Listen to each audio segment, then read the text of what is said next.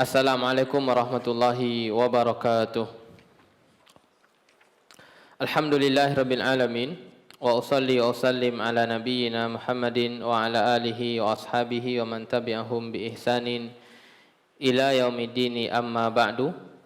Para hadirin yang dimuliakan oleh Allah Subhanahu wa taala, alhamdulillah pada pertemuan kali ini kita lanjutkan kajian membaca kitab Bulughul Maram yang ditulis oleh Al-Hafidh Ibnu Hajar Al-Asqalani rahimahullahu ta'ala. Pada pembahasan yang lalu, akhir pembahasan kita yaitu berkaitan dengan metode kumur-kumur dan memasukkan air ke hidung. Kita lanjutkan para hadirin yang dimuliakan oleh Allah Ta'ala hadis yang ke-50, yaitu berkaitan dengan wajibnya menyempurnakan anggota wudu. An Anasin radhiyallahu anhu qala, dari sahabat Anas radhiyallahu anhu qala, ra'an nabiyyu sallallahu alaihi wasallam rajulan. Rasulullah sallallahu alaihi wasallam melihat seorang laki-laki, wa fi qadamihi mithlu dhufri lam yusibhul ma', pada tumit dia ada sebesar kuku yang tidak terkena air. Jadi pada kaki dia, yaitu di tumitnya, ada sebesar kuku yang tidak terkena air. Faqala, bagaimana Nabi sallallahu alaihi wasallam menyikapinya? Irji' fa ahsin wudu'aka, kamu ulang wudumu, kemudian berwudulah dengan baik. Akhrajahu Abu Daud wan Nasa'i, hadis ini dikeluarkan oleh Abu Daud dan Imam Nasa'i. Kemudian hadis yang ke-51 masih sama. Wa an Anasin radhiyallahu anhu qala, dari sahabat Anas radhiyallahu anhu, kana Rasulullah sallallahu alaihi wasallam yatawaddau bil mud, bahwasanya Rasulullah sallallahu alaihi wasallam itu berwudu dengan satu mud. Wa yaghtasilu bis-sa', dan kalau mandi beliau menggunakan air sebanyak satu sa'. Berapa itu satu sa'? 4 mud. Ila khamsati amdad, sampai paling banyak itu adalah 5 mud. Muttafaqun alaih, hadisnya muttafaqun alaih. Para hadirin yang dimuliakan oleh Allah Ta'ala, kita baca syarahnya yang disyarah oleh para ulama sedikit, yaitu hadis yang ke-50. Hadis yang ke-50 dari sahabat Anas radhiyallahu ta'ala anhu, dari sahabat Anas radhiyallahu anhu qala, beliau berkata bahwasanya Rasulullah sallallahu alaihi wasallam melihat seorang laki-laki yang pada tumitnya ada sebesar kuku yang tidak terkena air. Kemudian beliau berkata,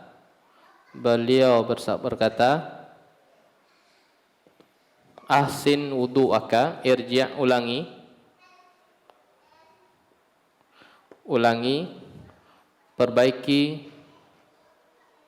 perbaikilah wudu'mu.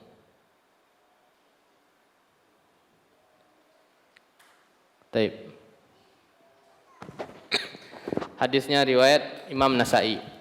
Dari sahabat Anas radhiyallahu taala anhu, bahwasanya Rasulullah sallallahu alaihi wasallam melihat seorang laki-laki yang pada tumitnya tersebut ada sebesar kuku yang tidak terkena air. Beliau berkata kepada laki-laki ini, ulangi, irji', ulangi wudukmu.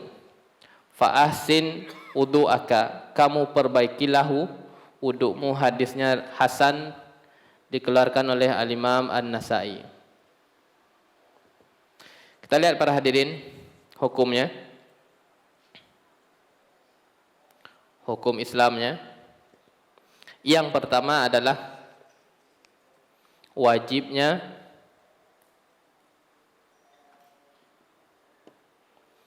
menyempurnakan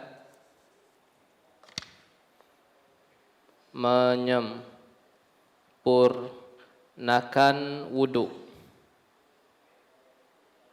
Hukum Islam yang pertama adalah wajibnya bagi kita untuk menyempurnakan wudu. Bagaimana caranya?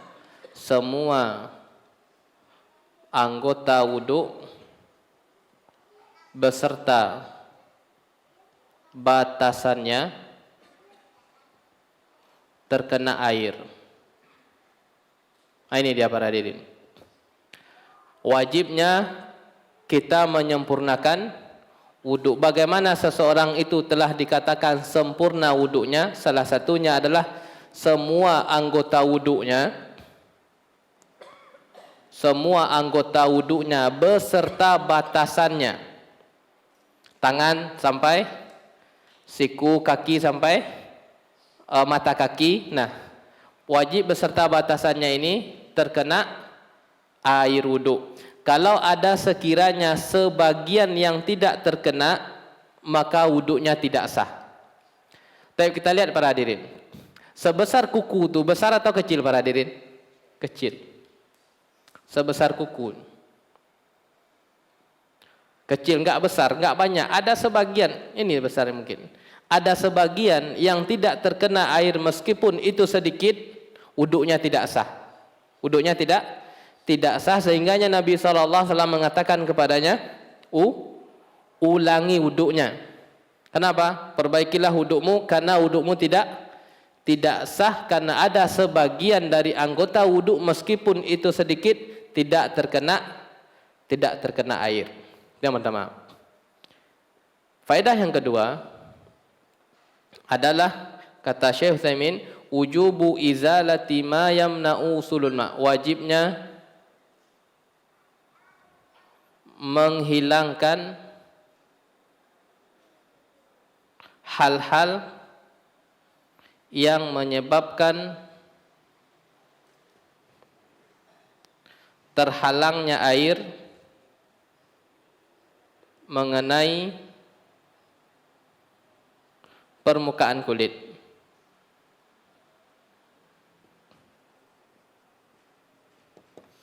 Dikarenakan para hadirin semua anggota wudu ini harus terkena air, maka hukum yang keduanya adalah wajibnya bagi kita menghilangkan hal-hal yang menyebabkan terhalangnya mengenai permukaan kulit kita. Contohnya, kalau kita pakai cincinnya sempit, cincinnya enggak lewat air, maka kewajiban yang pertama adalah apa? Menggerak-gerakannya. Agar apa? Agar permukaan yang di bawah cincin tersebut terkena air. Itu kalau sekiranya yakin kita pakai cincin yang sempit. Tapi kalau cincin itu lapang, bisa air lewat di bawahnya, maka tidak perlu untuk digerak-gerakkan. Itu contohnya untuk cincin. Apalagi contohnya yang bisa menghalangi air? Contohnya cincin ya. Contohnya cincin yang sempit. Contohnya lagi cat. Cat ini orang yang ngecat dinding, ngecat macam-macam adalah cat ini apabila cat itu berada pada anggota wuduknya, maka cat tersebut harus dihilangkan. Kalau cat tersebut berada di dadanya, dia mau wuduk, apakah wajib dihilangkan? Jawabannya tidak. Kalau cat itu berada pada dadanya dan dia ingin mandi wajib, apakah wajib dihilangkan? Wajib.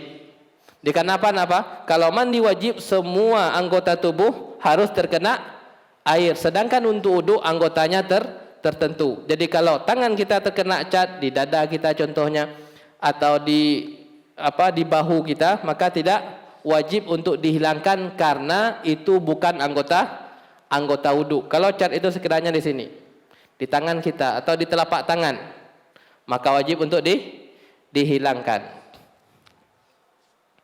Tato itu apakah penghalang wudu? Bukan. Tato tersebut kata orang ahlinya ya, itu sudah senyawa dengan kulit. Itu sudah senyawa dengan kulit. Kita enggak membahas ya.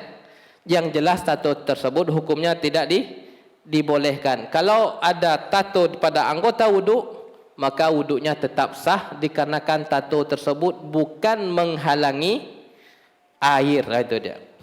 Kemudian contoh yang lain, inai alami. Maka inai alami juga tidak menghalangi air. Yang menghalangi air adalah kata orang ayakutek, inai yang sifatnya kimiawi. Maka ini menghalangi. Kalau itu menghilangkan, maka wajib untuk kalau itu menghalangi, maka wajib untuk dihilangkan terlebih dahulu baru kita berwudu. Ini faedah yang kedua. Yang ketiga adalah kaidah ini. Barang siapa yang meninggalkan yang wajib, barang siapa yang meninggalkan yang wajib dikarenakan lupa atau tidak tahu, maka tidaklah gugur kewajiban tersebut. Gugur kewajiban tersebut. Kita lihat. Ini kaidah. Barang siapa yang meninggalkan yang wajib, dia tinggalkan yang wajib. Apa dasar dia meninggalkan yang wajib? Dikarenakan dia lupa. Dia tinggalkan yang wajib dikarenakan dia lupa. Atau dia tinggalkan yang wajib dikarenakan dia tidak tahu. Bagaimana? Tidaklah kewajiban tersebut, tidaklah gugur kewajiban tersebut. Yang namanya kewajiban kalau kita tinggalkan dasarnya adalah lupa, dasarnya adalah tidak tahu, kewajiban tersebut masih ada di pundak kita. Contohnya, orang yang meninggalkan sholat zuhur dikarenakan lupa, ingatnya waktu asar, apakah sholat zuhur tersebut gugur pada dia? Tidak, wajib dia sholat dikarenakan dia lupa.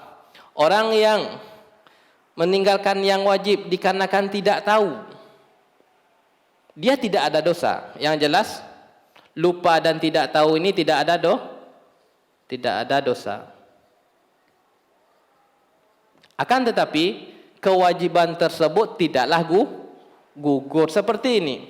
Orang ini pada tumitnya tersebut ada sebagian, ada sebesar kuku yang tidak terkena air. Mungkin dia lupa atau dia tidak tahu, akan tetapi Nabi SAW mengatakan ulangi. Ini pertanda hal-hal yang wajib kalau ditinggalkan karena lupa itu tidak menggugurkan wajib kita kerjakan. Bisa dipahami ya? Kalau ini berkaitan beda dengan orang yang mengerjakan yang terlarang. Kalau terlarang dalam kondisi lupa tidak batal. Kalau terlarang dia kerjakan dalam kondisi lupa tidak batal.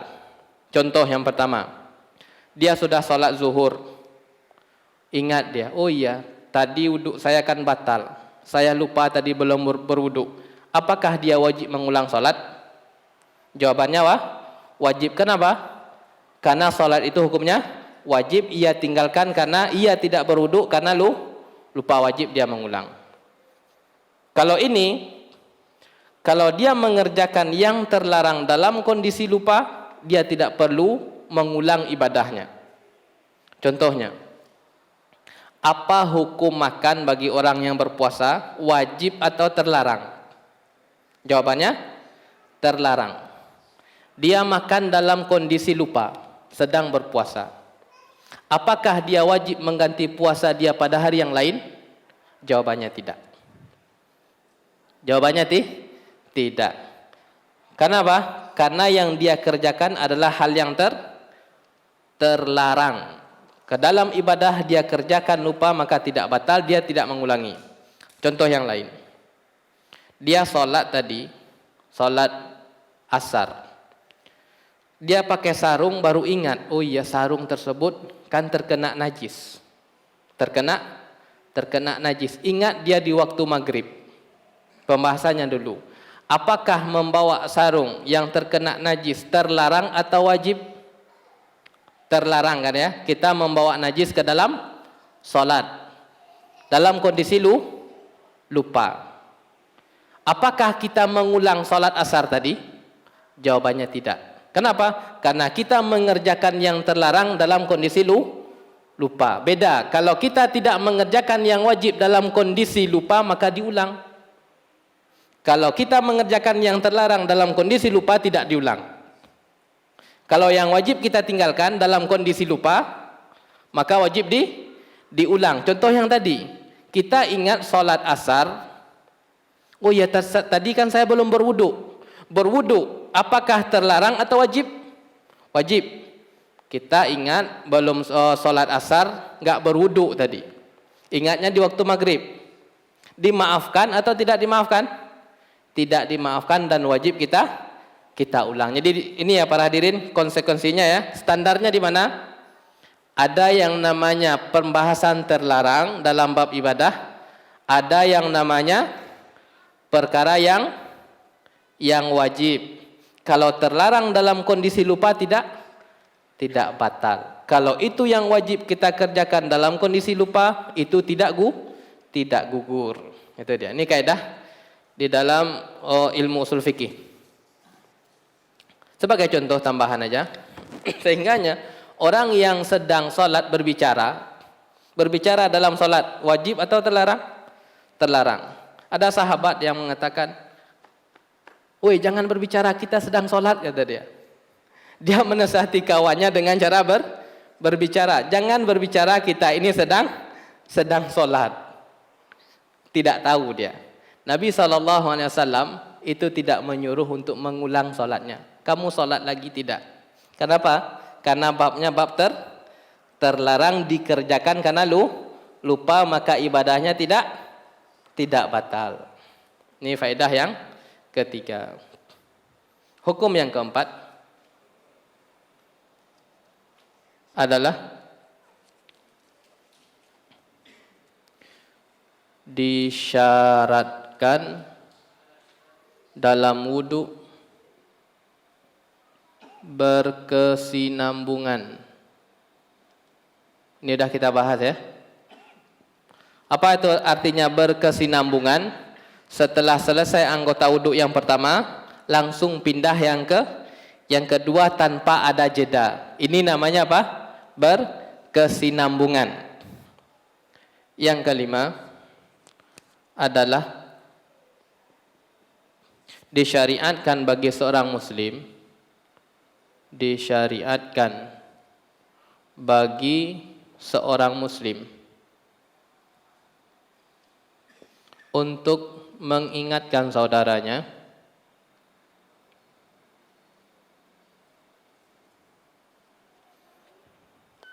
terhadap kesalahan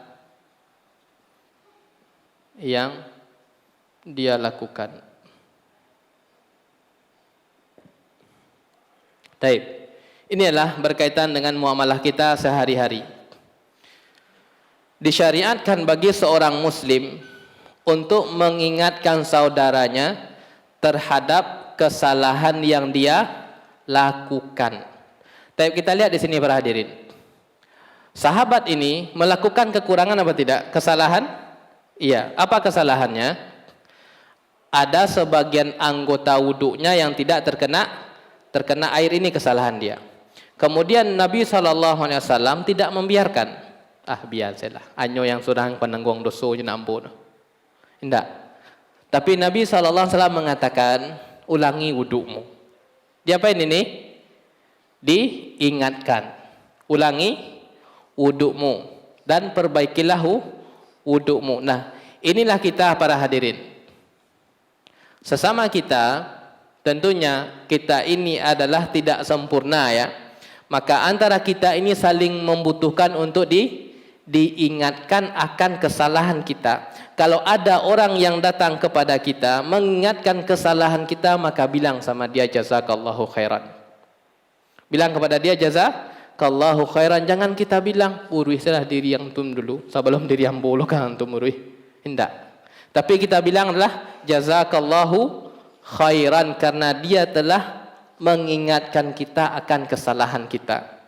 Sahabat Umar radhiyallahu taala anhu adalah sangat berbahagia. Ini Masya Allah ya, orang-orang besar itu para hadirin, orang-orang berjiwa besar tersebut, dia tidak tersinggung kalau ada orang datang mengingatkan dia, tapi dia berbahagia. Saya sangat berbahagia sekali kalau ada orang yang datang mengingatkan akan kesalahanku. Jiwa-jiwa besar, dia tidak masalah untuk diingatkan kesalahannya karena dia yakin bahwasanya saya ini adalah manusia. Sehingga pernah dikatakan kepada beliau, ittaqillah ya Umar. Apa artinya ittaqillah? Bertakwalah engkau kepada Allah wahai Umar. Kasar dia ngomong. Sahabat Umar radhiyallahu taala anhu enggak menasihati dia, uruslah diri antum surang. Sebelum antum memperbaiki ketakwaan antum harus bertakwa dulu ya. Sahabat Umar enggak mengatakan demikian. Beliau sedang naik onta. Beliau kan orangnya tegap ya, enggak ditampar. Akan tetapi beliau langsung tersungkur. Beliau langsung tersungkur mendengar ittaqillaha ya Umar. Wahai Umar, engkau itu bertakwa kepada Allah. Enggak dimarahi. Akan tetapi langsung tersungkur dia mendengar nasihatnya. Oleh karenanya para hadirin, sesama kita wajib mengingatkan. Kalau ada saudara kita yang mengingatkan, bilang sama dia jazakallahu khairan. Itu sikap kita. Kalau kita dinasihati, alhamdulillah ada kawan kita yang mengingatkan kita, ayo kita kajian, diingatkannya akan kebaikan. Ayo kita murajaah, diingatkannya akan kebaikan. Bilang sama dia, dia adalah kawan kita yang terbaik. Tentunya kalau kita ingin menasihati, tentunya gunakanlah kata-kata yang baik tentunya. Baik para hadirin yang dimuliakan oleh Allah Ta'ala, ini hukum Islamnya ya, yang berkaitan dengan hadis nomor 50.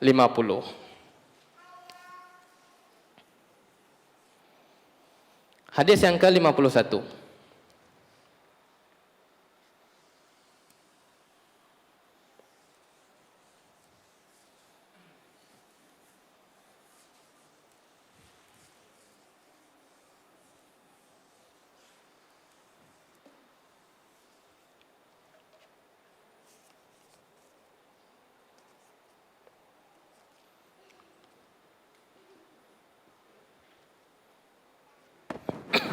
Wa anhu, dan dari sahabat Anas juga, dari sahabat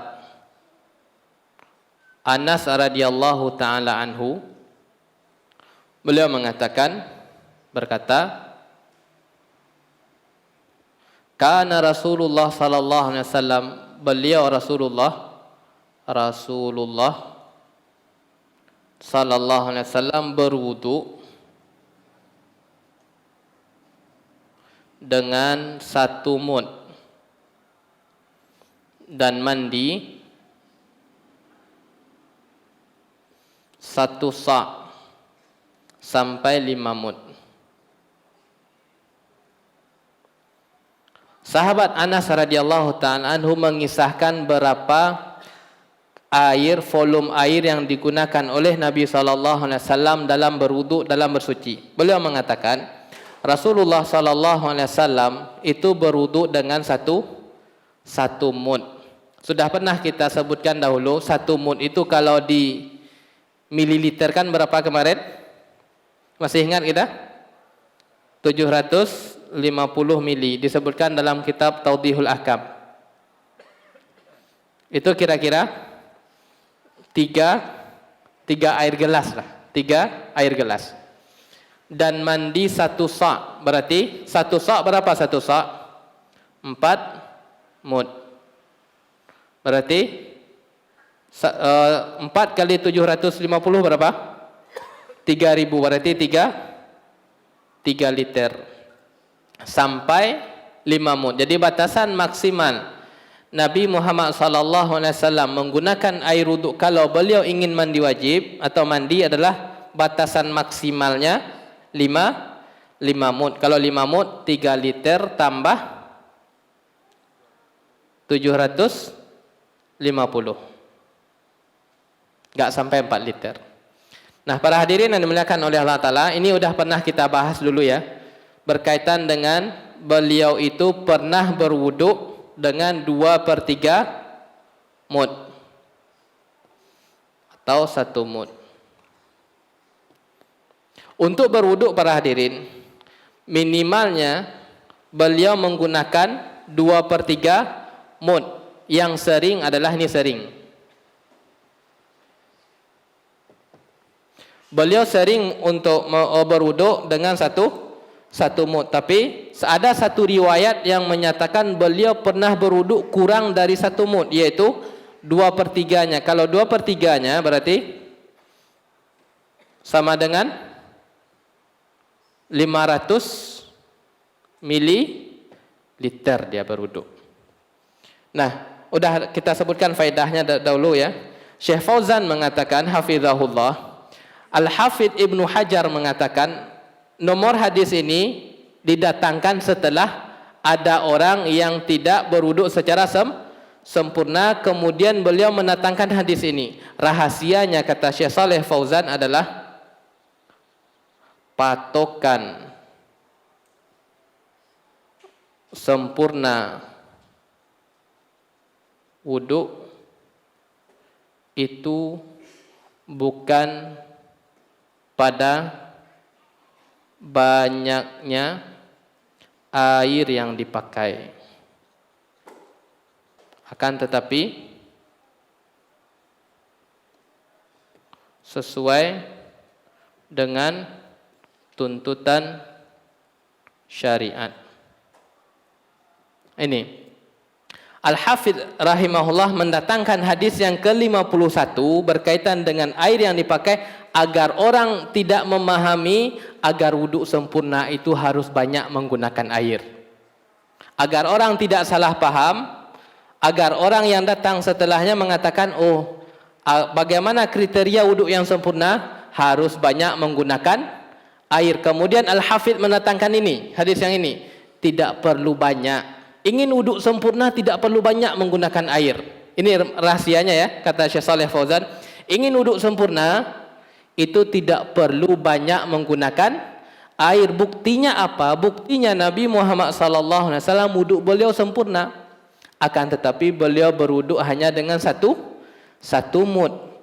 Mandi beliau SAW sempurna, akan tetapi beliau hanya menggunakan 4 mud. Itu rahasianya kata Syekh Saleh Al-Fauzan. Didatangkan hadis yang ke-51 agar orang tidak memahami bahwasanya standar wuduk yang sempurna itu airnya banyak, bukan itu standarnya. Standarnya adalah sesuai dengan tuntunan syariat nih. Buktinya Nabi SAW wuduknya dengan 1 mud cuma.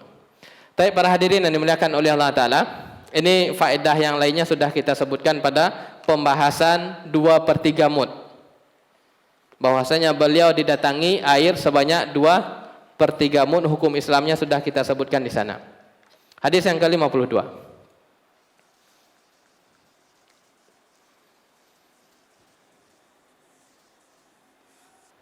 Hadis yang ke-52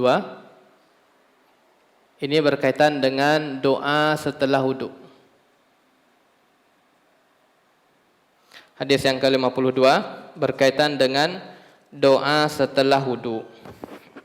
Hadisnya adalah An Umar radhiyallahu anhu qala, dari sahabat Umar radhiyallahu anhu qala, beliau berkata, Qala Rasulullah sallallahu alaihi wasallam. Rasulullah sallallahu alaihi wasallam mengatakan, "Ma minkum min ahadin yatawadda." Tidaklah ada salah seorang di antara kalian berwudu. Fayusbigul wudu'a, kemudian dia menyempurnakan wudunya. Tsumma yaqul, kemudian dia mengatakan yang ketiga, asyhadu an la ilaha illallah wahdahu la syarikalah wa asyhadu anna Muhammadan abduhu wa rasuluh illa futihat lahu abwabul jannah, kecuali dibukakan baginya pintu surga. Dari sahabat Umar radhiyallahu anhu, beliau mengatakan, Rasulullah bersabda, tidaklah ada salah seorang kalian berwudu, syarat yang pertama,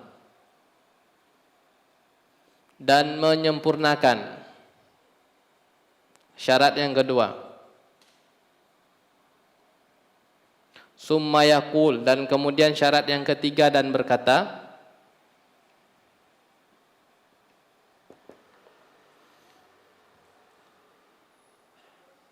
asyhadu an la ilaha illallah wahdahu la syarikalah wa asyhadu anna Muhammadan abduhu wa rasuluh. Walid Tirmidzi wa zada Tirmidzi, Allahumma ij'alni minat tawwabin waj'alni minal mutatahhirin.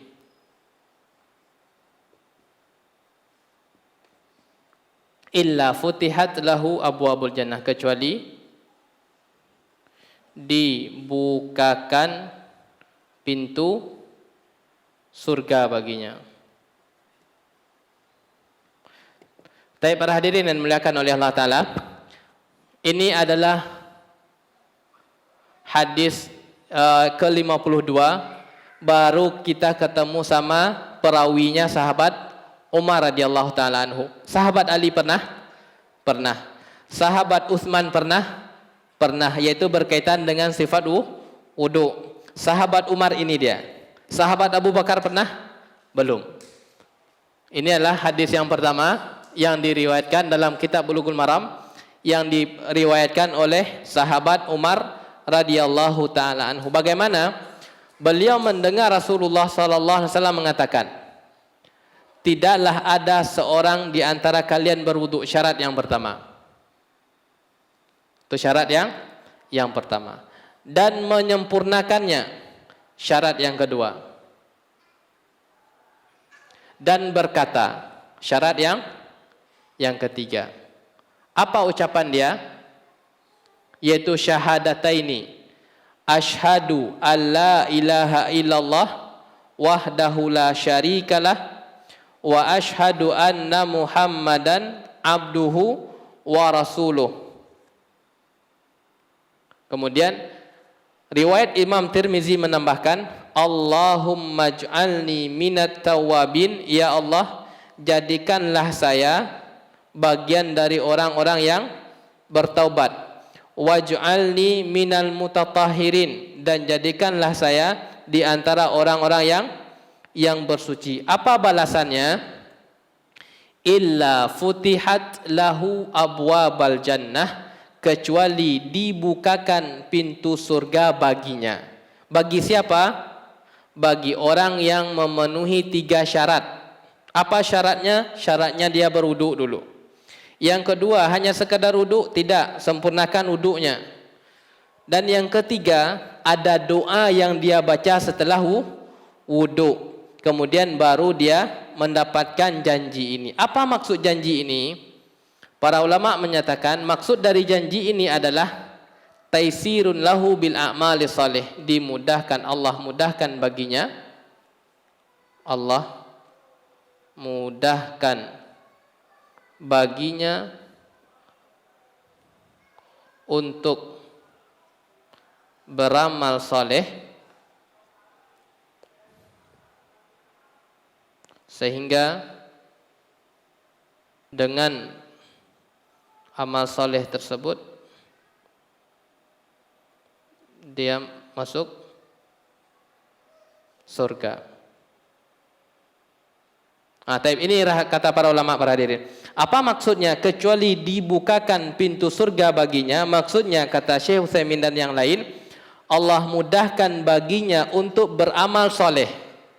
Karena pintu surga itu ada 8. Ada pintu untuk orang yang sholat, ada pintu untuk orang yang berpuasa, ada pintu untuk yang bersedekah. Nah, bagi dia Allah mudahkan untuk sholat, atau Allah mudahkan untuk bersedekah, atau Allah mudahkan untuk berpuasa. Allah mudahkan baginya untuk beramal soleh, sehingga dengan amal soleh tersebut dia bisa masuk surga. Allah mudahkan baginya untuk beramal soleh, ini maksudnya. Tapi para hadirin yang dimuliakan oleh Allah Ta'ala, kita lihat hukum Islamnya dulu. Kita lihat hukum Islam dari hadis yang ke-52 ini.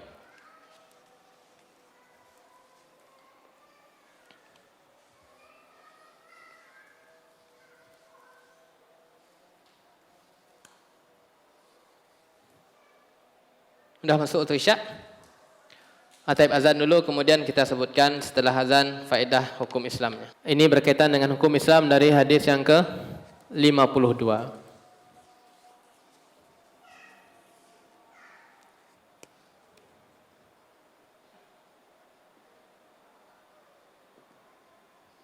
Hukum Islam yang pertamanya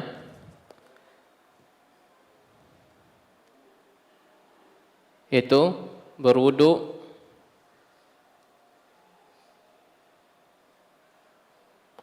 ditambah sempurna,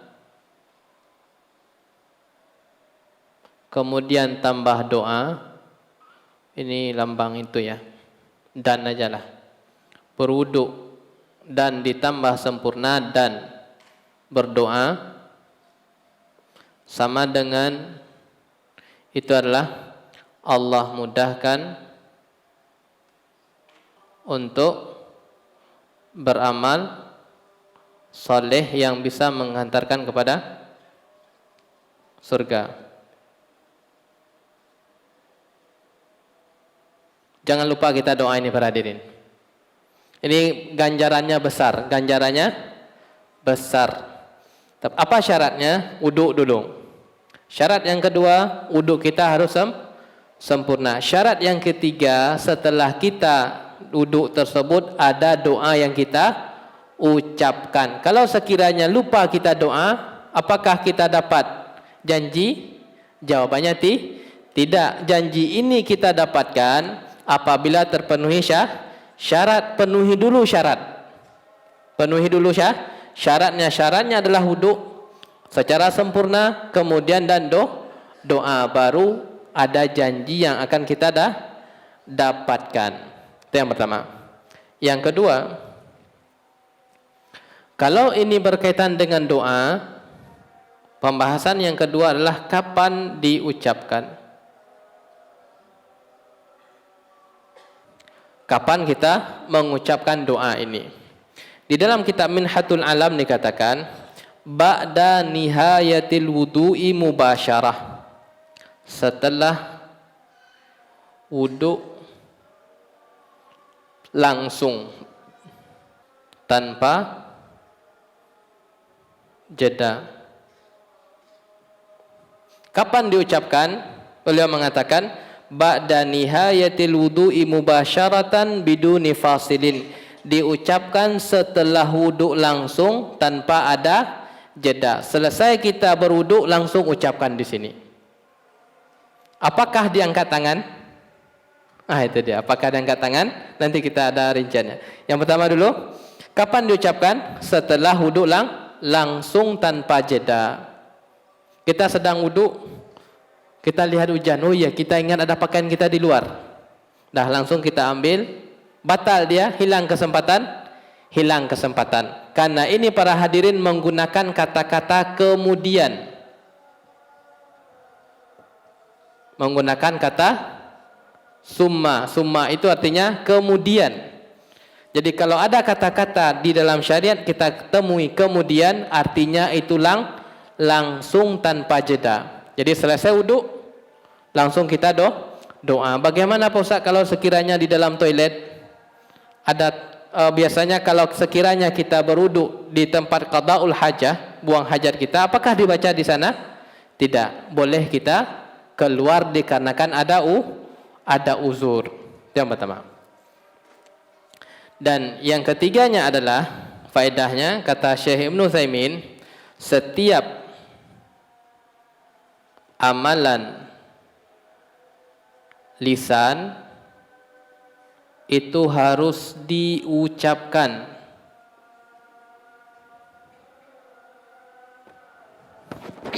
Taib. Setiap amalan lisan itu harus diucapkan. Kalau tidak kita ucapkan belum dihukumi. Contohnya Al-Fatihah amalan lisan, Allahu Akbar.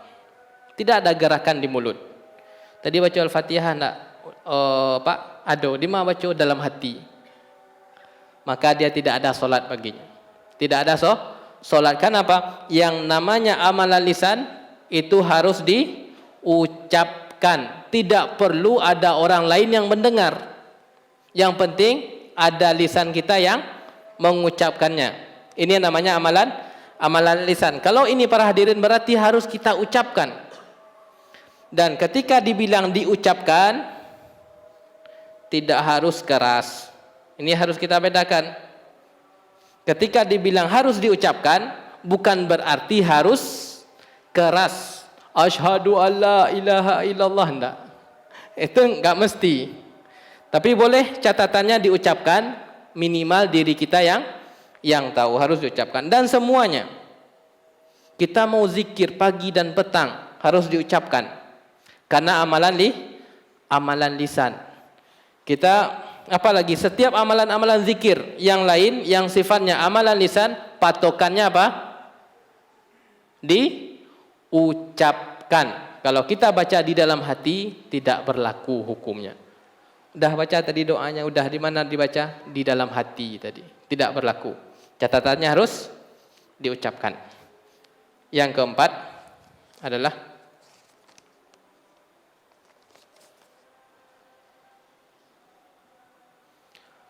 ini doa terakhir. Doa yang datang dalam wudhu hanya dua. Apa itu yang pertama? Ucapan bismillah. Kemudian doa akhir wudhu.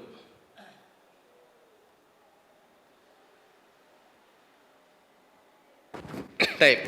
Faedah yang keempat para hadirin, doa atau zikir yang datang dalam bab wudhu itu hanya dua saja. Apa itu yang pertama? Pada awal wudhu. Apa awal wudhu? Kita ucapkan bismillah, itu yang pertama. Yang kedua adalah doa pada akhir wudhu yang ini. Berarti ada pemahamannya doa di antar sedang kita berwudhu. Kalau kita ingin sedang membasuh wajah kita ada doanya. Allahumma, ya Allah, jadikanlah wajah saya bercahaya. Kan ada tuh, pernah kita baca dulu tuh. Kalau kita sedang mencuci tangan kanan kita, jadikanlah tangan ini untuk mengambil buku di arah kanan. Ada kita pernah membacanya. Nah, ini tidak di syariat. Adapun selain ini,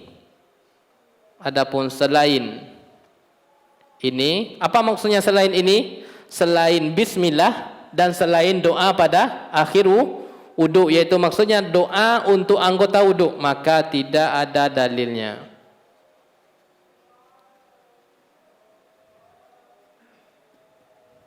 Siapa yang menyatakan? Yang menyatakan adalah Al-Imam Nawawi rahimahullah.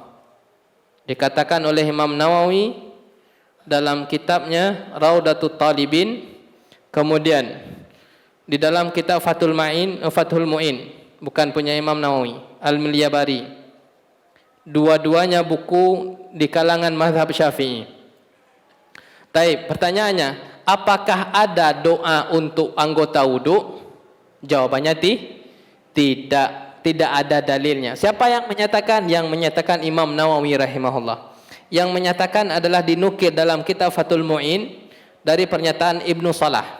Jadi tidak ada dalilnya. Yang ada dalilnya adalah doa itu di awal, yaitu bismillah, dan yang kedua adalah di akhirnya. Itu faedah yang keempat. Faedah yang kelima.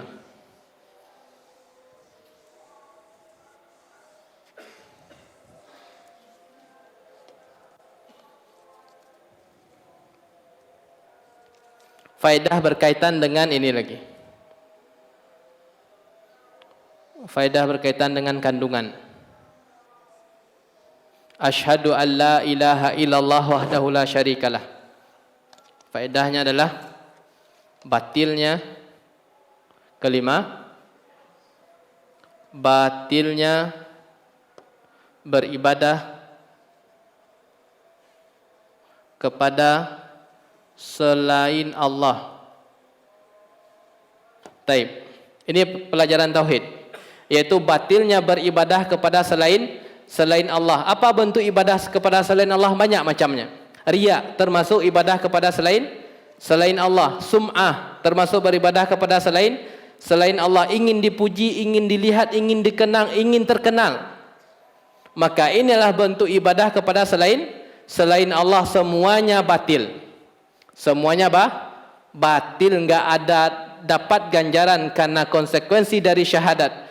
Saya bersaksi, asyhadu, saya bersaksi dengan keyakinan yang kuat bahwasanya tidak ada sesembahan yang benar kecuali Allah.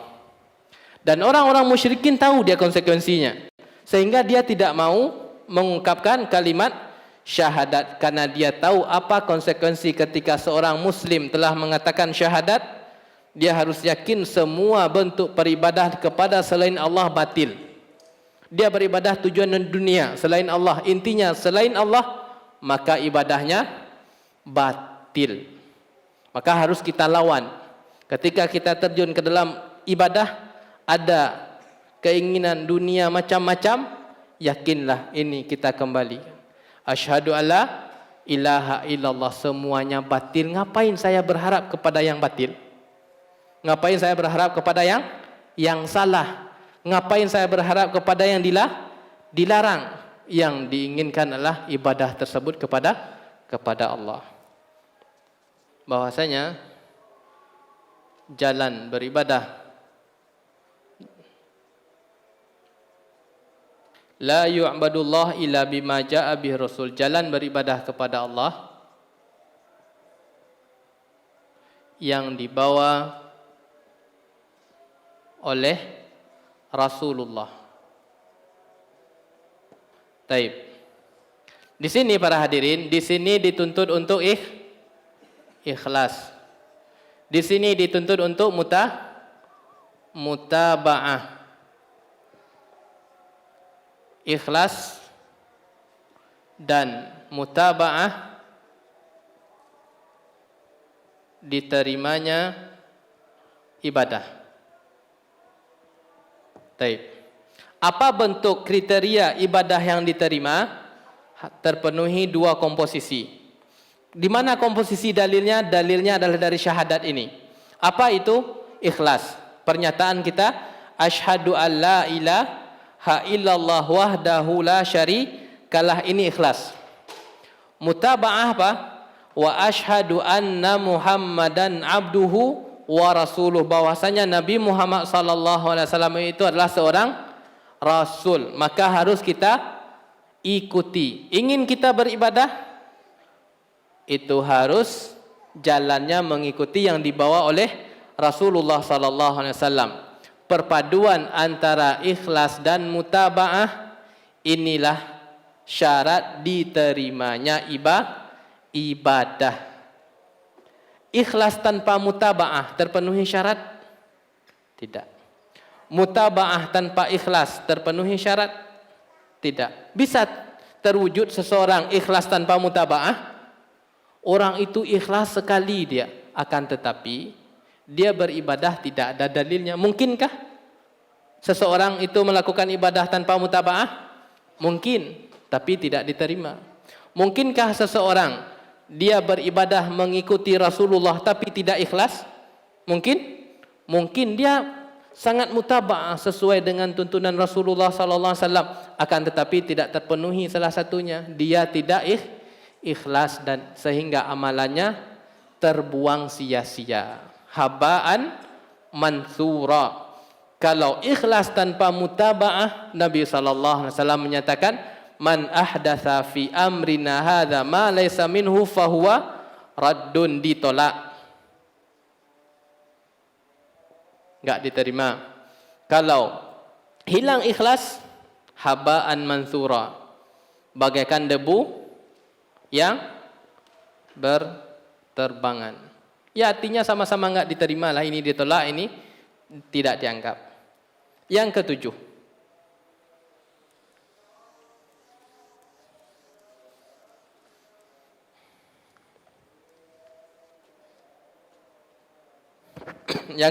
adalah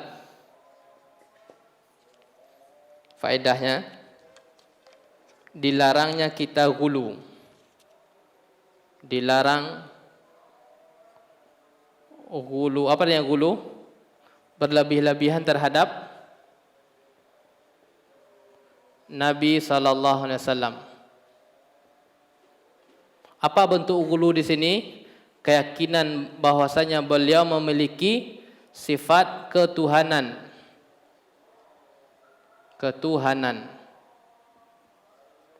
Gulu yang dilarang di sini adalah salah satunya lah seseorang meyakini bahwasanya seorang nabi itu memiliki sifat ketuhanan. Maka inilah salah satu bentuk gulu, dilarang. Apa dalilnya? Dalilnya adalah ini. Karena nabi itu adalah abduhu. Apa itu abduhu? Hamba. Kalau hamba, tidak ada yang namanya pada diri seorang hamba sifat ketuhanan. Tidak ada pada asalnya, kecuali yang diizinkan oleh Allah Subhanahu wa taala. Itu mukjizat nih. Beliau sallallahu alaihi wasallam diperlihatkan azab kubur. Itu diizinkan oleh Allah, tapi pada asalnya beliau tersebut adalah seorang hamba yang tidak ada ini. Tidak ada pada seorang hamba sifat ketuhanan. Yang kedelapan, konsekuensi dari rasuluhu. Ini konsekuensi dari kata-kata hamba. Kita dilarang untuk gulu, meyakini bahwasanya Nabi Muhammad sallallahu alaihi wasallam punya sifat ketuhanan, bertentangan dengan syahadat kita ini. Abduhu. Yang kedelapan, wajibnya menerima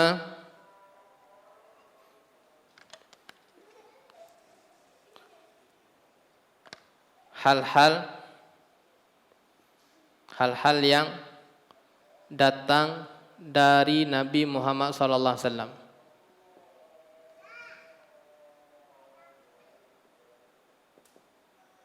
Baik. Wajibnya menerima hal-hal yang datang dari Nabi Muhammad sallallahu alaihi wasallam. Mana dalilnya? Dalilnya yang ini. Lafaz wa rasuluhu. Beliau ini adalah seorang rasul yang diutus oleh Allah. Berarti kalau apa yang datang dari Nabi Muhammad sallallahu alaihi wasallam itu sejatinya datang dari Allah Subhanahu wa taala. Allah mengatakan wa ma yantiqu anil hawa in huwa illa wahyun yuha. Apa yang datang dari Nabi sallallahu alaihi wasallam wajib diterima. Terkadang kita enggak bisa menalar terima. Banyak orang yang, salah satunya hadis yang pernah kita bahas, hadis lalat. Itu banyak ditolak oleh para sebagian oknum. Kenapa? Karena belum ada penelitian tentang ini dan itu. Dia mengimani setelah ada penelitian, tidak. Kita mengimani selama itu datang dari Nabi Muhammad sallallahu alaihi wasallam. Apakah ada hasil penelitian apa tidak? Selama itu datang dari Nabi dan sanadnya sahih, kita terima. Inilah konsekuensi seseorang mengatakan wa asyhadu anna Muhammadan abduhu wa rasuluh. Informasi yang datang dari Nabi wajib diterima, ini dia. Kalau yang ini abduhu, menghilangkan gulu, menghilangkan praduga bahwasanya Nabi Muhammad SAW punya sifat ketuhanan, itu tidak ada karena sifatnya seorang hamba. Ada 12 para hadirin, baru 8 baru.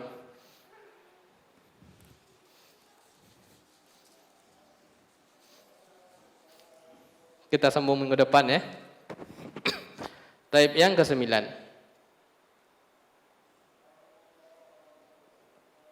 Penetapan adanya surga. Ini akidah juga di sini. Kecuali dibukakan baginya pintu surga, berarti surga tersebut ada. Surga itu adalah keadilan dari Allah Subhanahu wa taala, sebagaimana neraka pun juga keadilan dari Allah. Kan tidak sama antara orang yang sempurna wudunya dengan orang yang tidak. Kan tidak sempurna antara orang yang membaca doa ini setelah wudu dengan yang tidak. Kan tidak sempurna antara orang yang duduk di majelis ilmu dengan yang tidak. Kan tidak sempurna antara orang yang salat malam dengan orang yang tidak, dan seterusnya. Ini adalah bentuk keadilan dari Allah. Orang yang taat, Allah sediakan ini. Orang yang ingkar, Allah sediakan neraka sebagai bentuk keadilan. Jadi neraka itu adalah keadilan. Allah kan enggak sama antara orang yang taat dengan yang tidak taat. Yang ke-10, yang terakhir insyaallah, taubat itu kedudukannya tinggi.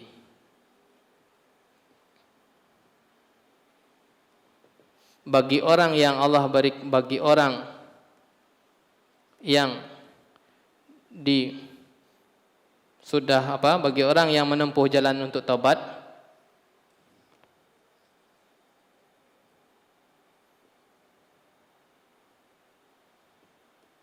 berharaplah agar Allah menerima taubat.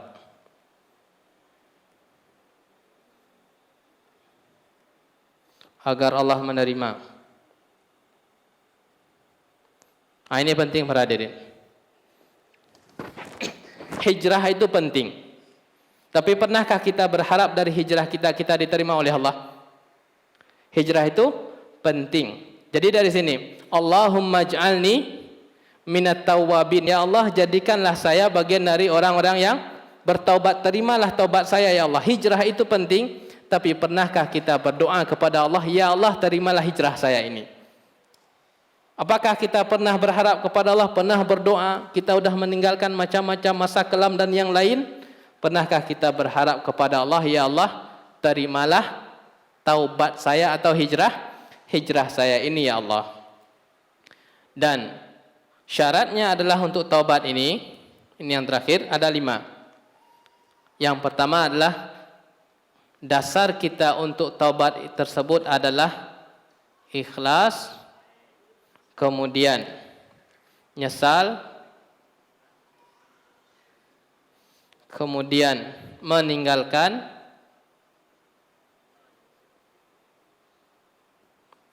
kemudian tekad untuk tidak jatuh,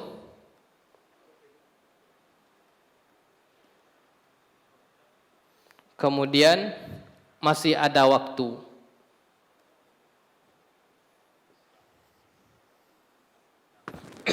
Tapi bagi orang yang hijrah harus terpenuhi 5 komposisi. Pertama, dia tersebut hijrah lillahi ta'ala. Kenapa alasan dia meninggalkan macam-macam ini dan itu? Motivasinya lillah, bukan ada tendensi yang lain. Yang kedua, dia tersebut nyesal, bukan bangga. Saya antum tahu nggak antum saya ini belah ini dan itu. Dia sebutkan bahkan dia bangga, bukan nyesal, dia tidak terpenuhi. Syarat yang ketiga, dia tinggalkan. Ketika orang yang hijrah terhadap hal-hal yang dilarang, dia tinggalkan hal tersebut. Yang keempat adalah tekad untuk tidak jatuh, punya azam untuk tidak jatuh kepada yang kedua. Kalau jatuh yang kedua selamat, udah yang pertama ini sudah terpenuhi, maka taubatnya diterima. Dan yang terakhir adalah waktunya masih ada. Waktunya ada dua. Waktu secara personal, waktu secara umum. Apa itu waktunya secara personal? Ajal. Ajal kita tidak sama, akan tetapi kita semuanya menuju ke sana. Waktu yang sifatnya umum, kiamat. Kalau waktu yang sifatnya personal, ajal itu sudah ada di hadapan mata, sudah tidak terima. Fir'aun mengatakan, saya beriman seperti apa yang diimani oleh Banu Israel. Allah membalas, al-an, kamu sekarang ingin taubat? Qad asaita qablu, engkau kemana saja kemarin? Engkau bermaksiat kemarin. Wa kunta minal mufsidin, dan kau kemarin termasuk orang-orang yang berbuat kerusakan. Tapi para hadirin yang dimuliakan oleh Allah Subhanahu wa taala, semoga taubat kita diterima oleh Allah Subhanahu wa taala. Di samping itu baca doa ini. Allahumma ij'alni minat tawabin waj'alni minal mutatahhirin. Jangan lupa para hadirin, karena ini dimudahkan bagi Allah untuk beramal soleh. Tapi para hadirin, untuk minggu depan insyaallah kita pindah bab ya. Bab hadis-hadis yang berkaitan dengan puasa, kemudian salat tarawih, kemudian salat Id, kemudian zakat fitrah. Insyaallah minggu depan. Tapi ada pertanyaan, apakah diangkat tangan doa ini? Ulama menyatakan ada 4 kondisi ya. Ada dalil diangkat tangan. Ada dalil tidak diangkat. Tidak ada keterangan. Ulama mengelompokkan begini, berkaitan dengan angkat tangan. Ada dalil untuk mengangkat tangan, kita angkat, seperti istisqa. Ada dalil tidak diangkat, seperti untuk Jumat. Setelah salat ada dalil tidak diangkat, kita enggak ngangkat. Ada dalil yang menyatakan diangkat, kita mengangkat. Tidak ada keterangan apakah diangkat atau tidak, maka boleh diangkat, boleh tidak. Baik, untuk yang ini, keterangan yang Anda baca itu tidak ada keterangan apakah diangkat atau tidak. Untuk doa ini masuk nomor ketiga. Tidak ada keterangan apakah beliau mengangkat atau tidak. Kalau tidak ada keterangan, silahkan diangkat, silahkan tidak. Tapi kalau ini ada dalil yang mengangkat, kita mengangkat. Tidak ada dalil yang mengatakan tidak diangkat, kita tidak mengangkat, seperti Jumat. Baik para hadirin yang dimuliakan oleh Allah Ta'ala, kita cukupkan dengan doa kafaratul majlis. Subhanakallahumma bihamdika asyhadu an la ilaha illa anta astaghfiruka wa atubu ilaika. Wassalamualaikum warahmatullahi wabarakatuh.